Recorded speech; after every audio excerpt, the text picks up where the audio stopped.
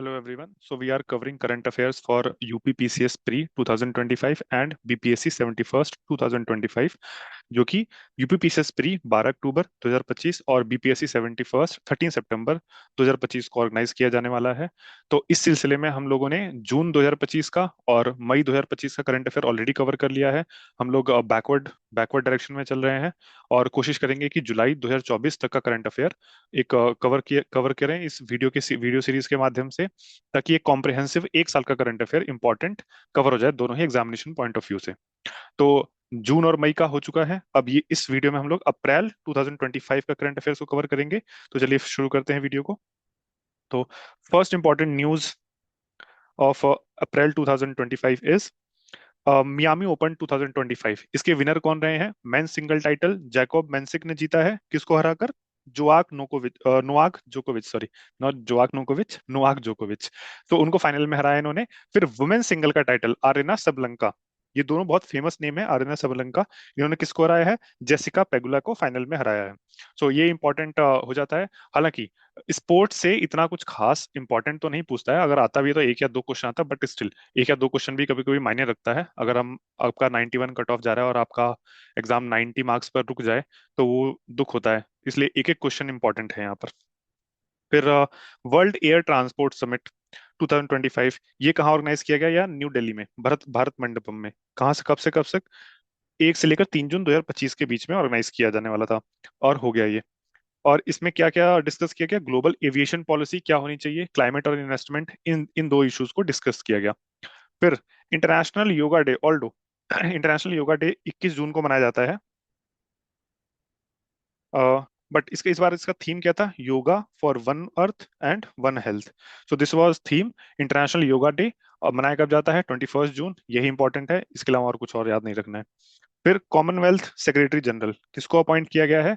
शिरले बॉचवे को अपॉइंट किया गया है। कौन सी कंट्री से है? घना। घना इसलिए इंपॉर्टेंट हो जाता है क्योंकि अभी recently prime minister Modi ji ने घना को विजिट किया था। और घना इंपॉर्टेंट और भी है क्योंकि वहां पर मिनरल्स और रिसोर्सेज प्रचुर मात्रा में पाए जाते हैं। जो कॉन्टिनेंटल ड्रिफ्ट थ्योरी वेजनर ने दिया था, उसमें एक जिक्र घना का भी है कि जो प्लेसर डिपॉजिट्स हैं from the Brazil that are found on the Ghana, तो वो एक लिंक यहाँ से भी बना सकते हैं। तो घना इसलिए इंपॉर्टेंट है। और घना के ही एक निवासी शिरले बॉचवे को कॉमनवेल्थ सेक्रेटरी जनरल बनाया गया है, इसलिए ये इंपॉर्टेंट हो जाता है। फिर एक मिलिट्री एक्सरसाइज टाइगर ट्रियम्फ, ये किसके बीच में ऑर्गेनाइज किया गया है? ये इंडिया और यूएसए के बीच में। ये किस चीज का है? ट्राई मिलिट्री एक्सरसाइज है। उसमें एयरफोर्स, नेवी और मिलिट्री और जो थल सेना है, तीनों उसमें शामिल होती है। और ये कहाँ हुआ है? विशाखापट्टनम में। इस तरह के बहुत फेवरेट क्वेश्चन है ये यूपीपीसीएस और बीपीएससी के इस तरह के क्वेश्चंस डायरेक्टली पूछते हैं। एक तो ये पूछता है कि टाइगर ट्रियम्फ एक्सरसाइज किन दो देशों के बीच में ऑर्गेनाइज किया गया और कहाँ पर ऑर्गेनाइज किया गया, ये दोनों ही इंपॉर्टेंट हैं। फिर world autism awareness day. Autism autism is a kind of disease जिसमें ब्रेन के कुछ फंक्शंस डेवलप नहीं हो पाते हैं proper due to some genes missing. उसकी वजह से होता है ये वर्ल्ड ऑटिज्म। उसी के लिए अवेयरनेस फैलाने के लिए 2 अप्रैल को वर्ल्ड ऑटिज्म डे मनाया जा रहा है। और इस बार का थीम क्या है? Advancing neuro diversity and the United nation sustainable development goals. तो थीम इतना इंपॉर्टेंट नहीं है, but world autism awareness day, autism होता क्या है और ये कब मनाया जाता है? 2 अप्रैल को, ये पूछ सकता है। इस बार यूपीएससी 2025 में भी इस तरह के क्वेश्चन पूछे हैं कि कौन सा चीज जो है कौन से डे को मनाया जाता है। तो ये स्टेट पीएससी के लिए तो खासकर बहुत इंपॉर्टेंट हो जाता है। फिर एक जिरकॉन मिसाइल, ये रशिया का एक हाइपरसोनिक मिसाइल है, जिसका स्पीड बताया जाता है कि ये मैक 9 को भी पार कर जाता है। मैक क्या होता है? Mach is the speed of sound. और अप टू 0.8 मैक स्पीड वाले मिसाइल को सबसोनिक मिसाइल कहते हैं। और 1 मैक टू 5 मैक को सुपरसोनिक मिसाइल। जो इंडिया का ब्रह्मोस मिसाइल है, ब्रह्मोस, वो एक सुपरसोनिक रेंज में आता है। फिर 5 मैक के बियॉन्ड, इसको हाइपरसोनिक की संज्ञा दी गई है। So any missile which travels beyond और more than the speed of 5 Mach is known as hypersonic missile. So Russia का एक जिरकॉन मिसाइल है, हाइपरसोनिक मिसाइल, एक एवेनगार्ड ये भी रशिया का है, ये भी हाइपरसोनिक मिसाइल है। एंड जो इंडिया और रशिया मिलकर डेवलप कर रहे हैं ब्रह्मोस, जो ब्रह्मोस पहला तो सुपरसोनिक था, लेकिन ब्रह्मोस का जो सेकंड वेरिएशन आने वाला है, second version BrahMos 2.0, it will be a hypersonic missile. So it is also important to remember. फिर project Kuiper. Project Kuiper, Kuiper वैसे नाम से लग रहा होगा कि काइपर बेल्ट जो पूरे सोलर सिस्टम को घेरे हुए है, काइपर बेल्ट, लेकिन वो नहीं है। प्रोजेक्ट काइपर जो है वो अमेजन का एक प्रोजेक्ट है। किस लिए? सैटेलाइट बेस्ड इंटरनेट प्रोवाइड करने के लिए। जैसे स्टार लिंक जो है स्पेस एक्स का है, तो उसी के तर्ज पर अमेजन ने भी अपना space based internet, satellite based internet का प्रोजेक्ट लगाया लाया है, और वो क्या है? Project Kuiper.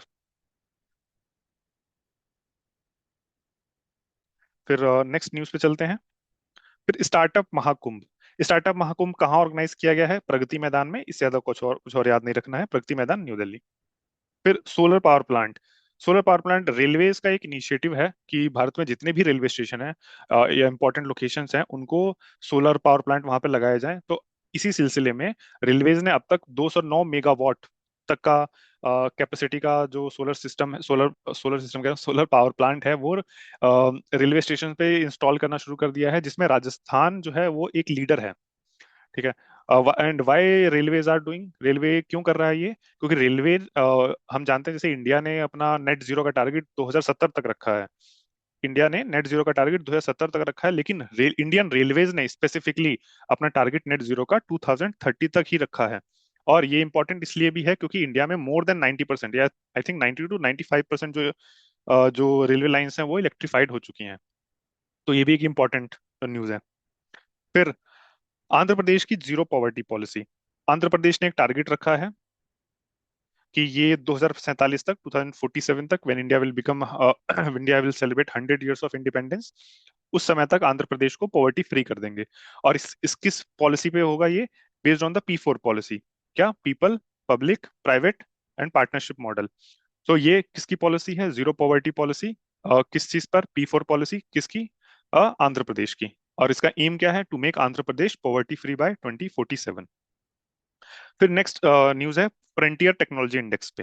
पहले हम जानते हैं फ्रंटियर टेक्नोलॉजी होती क्या है। फ्रंटियर टेक्नोलॉजी वो टेक्नोलॉजी होती है जिसमें जो मॉडर्न टेक्नोलॉजी है उसको डिसरप्ट करने की पावर होती है। मतलब ये कंप्लीटली रिवोल्यूशनाइज कर दी। जैसे for example 5G technology. 5G technology जो है वो एक फ्रंटियर टेक्नोलॉजी है। AI, आर्टिफिशियल इंटेलिजेंस, ये एक फ्रंटियर टेक्नोलॉजी है। तो इसका इंडेक्स निकालता कौन है? What is important to know कि फ्रंटियर टेक्नोलॉजी इंडेक्स निकालता कौन है? अंकटाड निकालता है। यूनाइटेड नेशन की एक एजेंसी है जो जिन्होंने 2024 में निकाला इसका। और इंडिया की रैंक क्या है? 36 रैंक है, जो कि डेवलपिंग नेशन, या इनफैक्ट हम ये कहें कि ऐसा देश जो विश्व गुरु बनने का सपना देखता है, उसके लिए ये रैंक बहुत खराब है। India should be among top 10 countries. और कायदे से अगर देखें तो टॉप 3 में भी होना चाहिए। बट टॉप 3 में कौन कौन है? फर्स्ट पे US, Sweden and Singapore. Interestingly China top 3 में नहीं है। फिर नेक्स्ट न्यूज है our tradition our heritage museum. ये किसने लॉन्च किया है? पंचायत मिनिस्टर ऑफ पंचायती राज ने लॉन्च किया है। किस लिए? Preserve folk culture and tradition at the panchayat level. ठीक है, इससे ज्यादा इंपॉर्टेंट याद नहीं रखना है। फिर बटालिक क्रिकेट लीग। ठीक है, अगर पूछेगा तो यही पूछेगा बटालिक क्रिकेट लीग कहाँ ऑर्गेनाइज की गई है? लद्दाख में ऑर्गेनाइज की गई है। किस लिए? ये नॉट इम्पॉर्टेंट। फिर vibrant village programme. Vibrant village programme किस लिए लॉन्च किया गया था?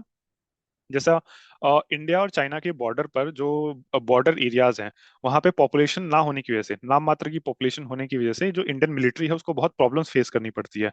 तो इंडियन बॉर्डर्स, जो बॉर्डरिंग एरिया है चाइना के साथ, वहां पे इंडियन गवर्नमेंट ये कोशिश कर रही है कि उस एरियाज के जो विलेजेस हैं उनको प्रॉपर डेवलप किया जाए, ताकि वो कल को अगर कोई भी चाइनीज घुसपैठ होती है या कोई भी अदर अदर टेररिस्ट एक्टिविटी होती है, तो उसकी इंफॉर्मेशन पहले ही जो गांव वाले लोग हैं वो मिलिट्री को दे दें।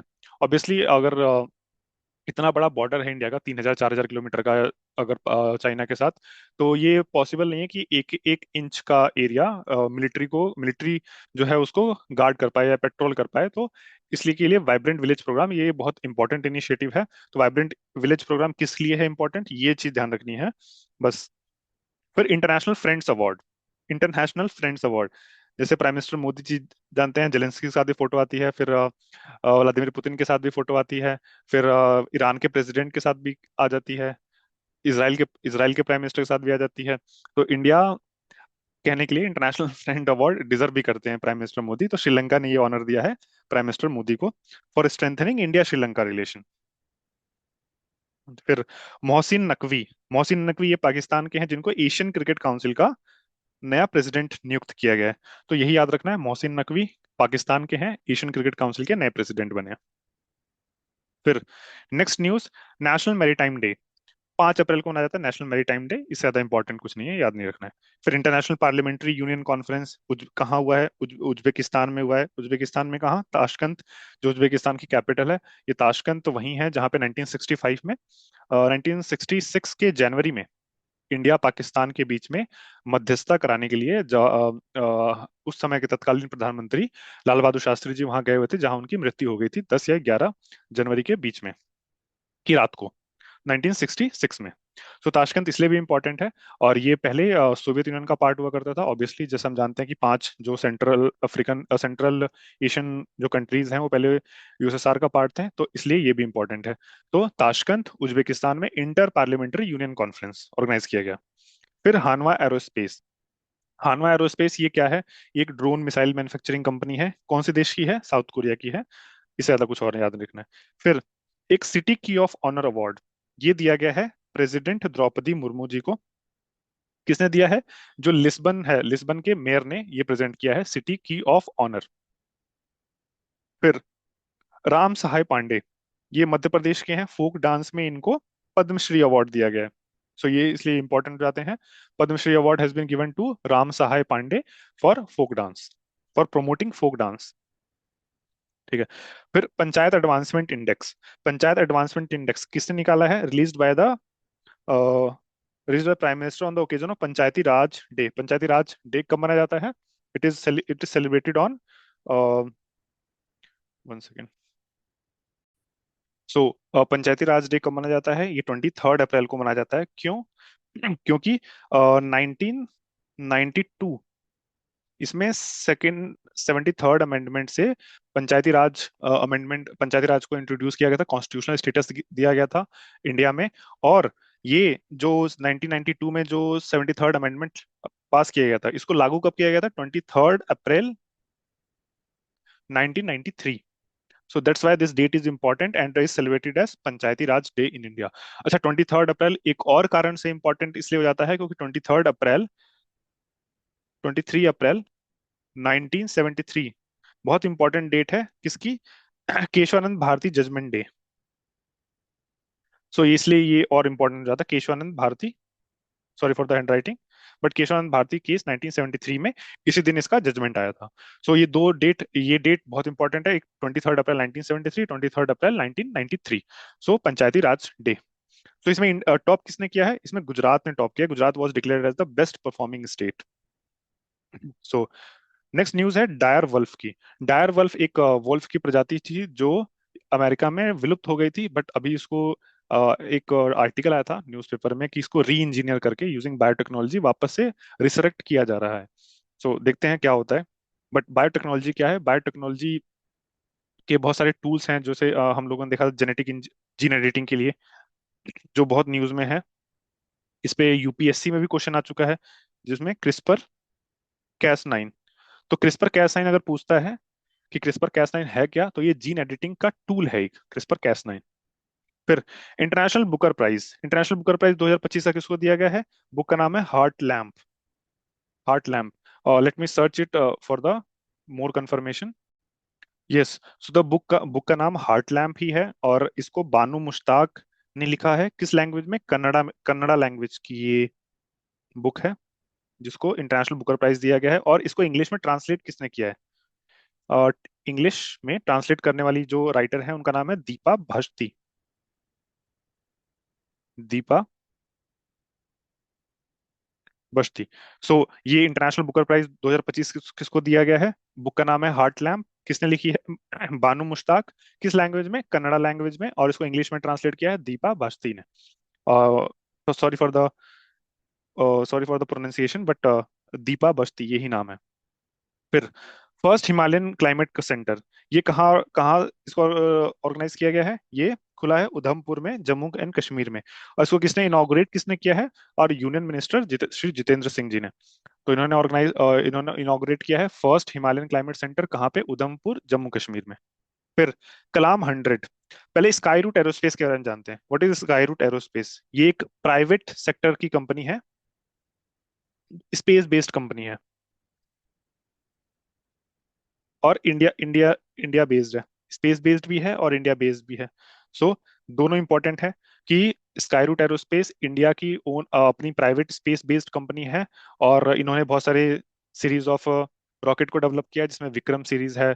और फिर अभी इन्होंने कलाम कलाम 100 के नाम से एक रॉकेट इंजन डेवलप किया है। दैट ये एक बहुत इंपॉर्टेंट लीप है कि इंडिया की पहली ऐसी प्राइवेट कंपनी है जिन्होंने रॉकेट इंजन को डेवलप किया है।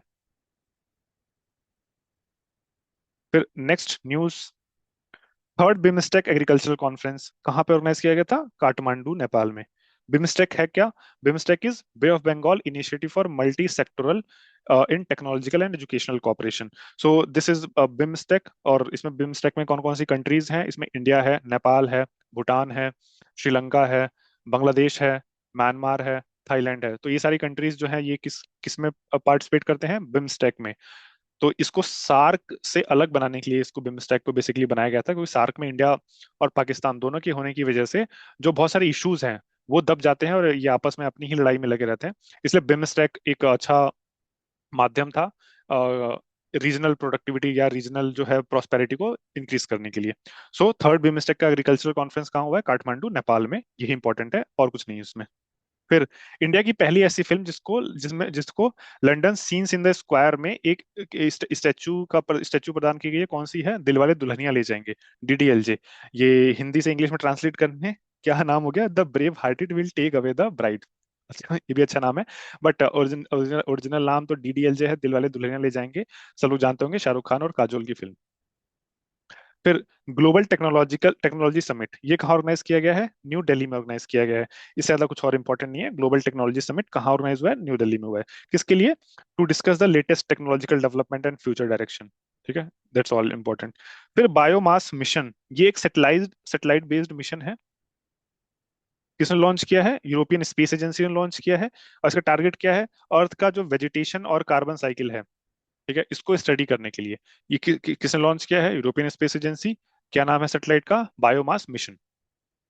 फिर ओटावा कन्वेंशन, ओटावा कन्वेंशन जो है ये 1997 में साइन हुआ था। ये क्या करता है? लैंड माइंस को बैन करता है। लैंड माइंस का को बैन करने के लिए के पीछे एक कारण ये भी है कि लैंड माइंस को ऑल दो वॉर के समय बिछा तो दिया जाता है, लेकिन सारे लैंड माइंस फटते नहीं है वॉर के समय। ठीक है, और ये पीस टाइम में बहुत लंबे समय तक बने रहते हैं, और पीस टाइम में कहीं कहीं फटना शुरू करते हैं, जिससे इंफ्रास्ट्रक्चर का और लाइफ का ये लॉस होता है। इसको रोकने के लिए 1997 में इसको बैन करने के लिए कन्वेंशन पास किया गया था, ओटावा कन्वेंशन। ओटावा कहाँ है? कनाडा बेस्ड एक सिटी है, Ottawa convention. So why it is important? ये Ottawa convention ban on landmines. फिर गौरव गौरव नाम से एक ये ग्लाइड बॉम्ब बनाया गया है। 100 किलोग्राम का है, और ये ग्लाइड बॉम्ब है। किसने डेवलप किया है? ये डीआरडीओ ने डेवलप किया है। Defence research and development organisation India, इन्होंने डेवलप किया है। फिर global justice love peace conference, कहाँ कहाँ ऑर्गेनाइज किया गया? Global justice love peace conference, ये यूनाइटेड अरब एमिरेट्स, यूएई में इसका लोकेशन था कॉन्फ्रेंस का। इसका थीम क्या था? One planet, one voice, global justice, love and peace. So Modi ji ने one planet, one voice, one nation, one का ऐसा सिस्टम चला दिया है कि जो भी कहीं भी कॉन्फ्रेंस होता है वहां पे ज्यादातर यही थीम रखा जाता है, वन प्लैनेट, वन वॉइस, इस तरह का। तो ठीक है। फिर इस इवेंट में कौन कौन है? 12 Nobel peace prize laureates, head of states, policy makers, ये सब लोग आए। बट इंपॉर्टेंट क्या है? Global justice love peace conference. ठीक है, कहाँ ऑर्गेनाइज किया गया? लोकेशन क्या है? यूनाइटेड अरब एमिरेट्स में।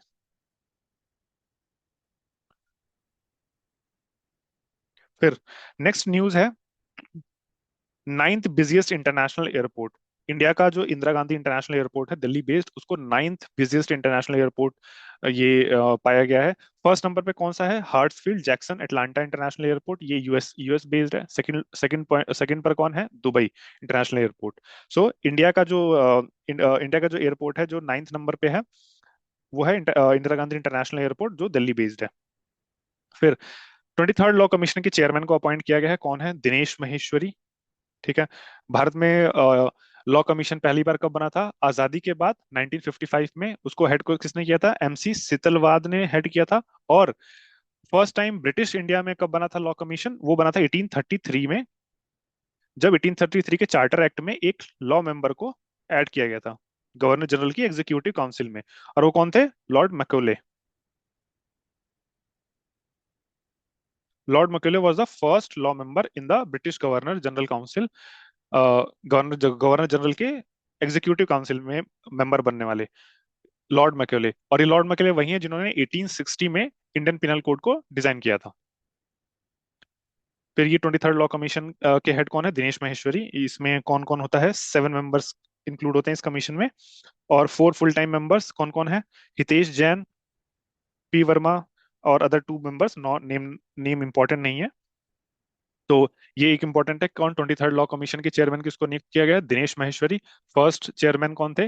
1955 में MC Setalvad, post independence. But in British time 1833 में चार्टर एक्ट में लॉ मेंबर इंट्रोड्यूस किया गया था लॉर्ड मैकॉले को। ये इंपॉर्टेंट है याद रखने के लिए। फिर कुरियन जोसेफ कमेटी तमिलनाडु में, ये किस लिए है? कुरियन जोसेफ कमेटी याद क्या रखना है? जुडिशियल रिफॉर्म्स के लिए है।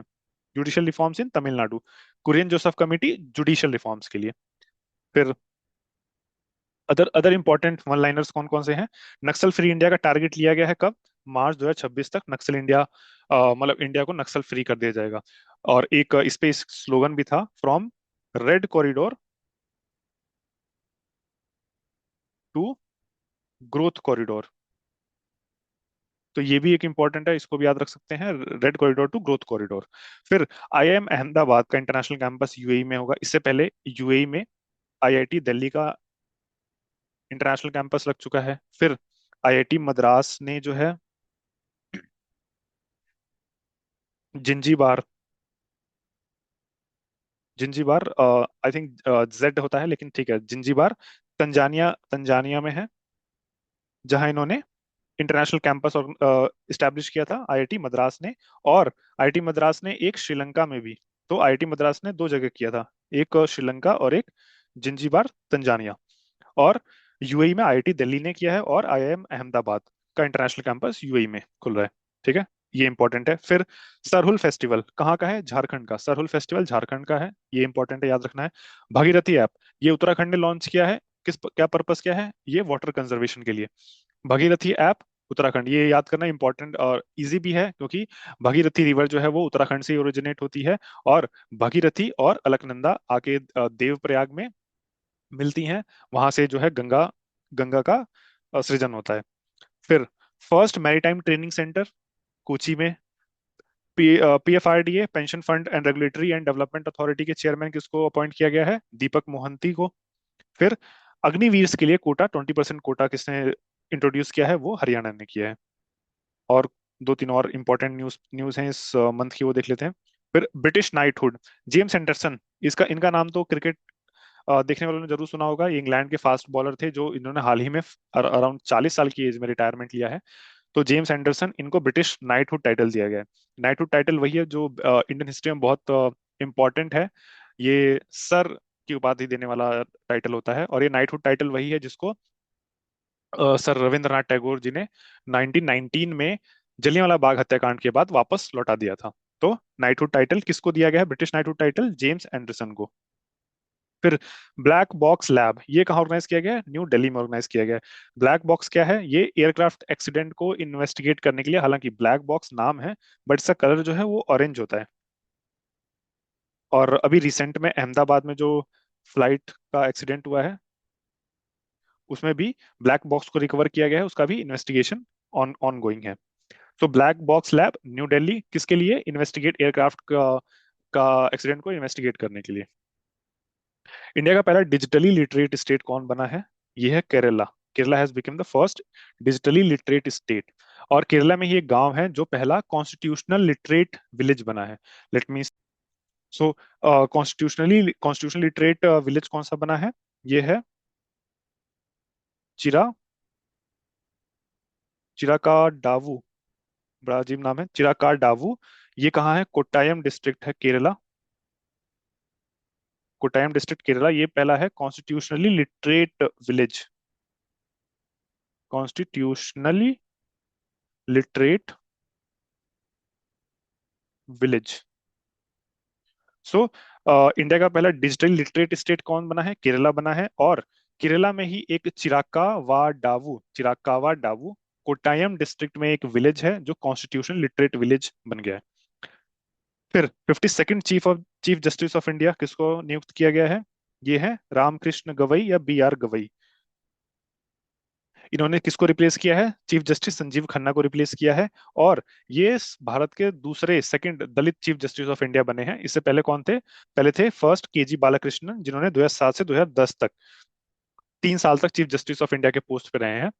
तो ये इंपॉर्टेंट न्यूज थी अप्रैल मंथ की। तो नेक्स्ट वीडियो में हम लोग मार्च मंथ के इंपॉर्टेंट करंट अफेयर्स को कवर करेंगे।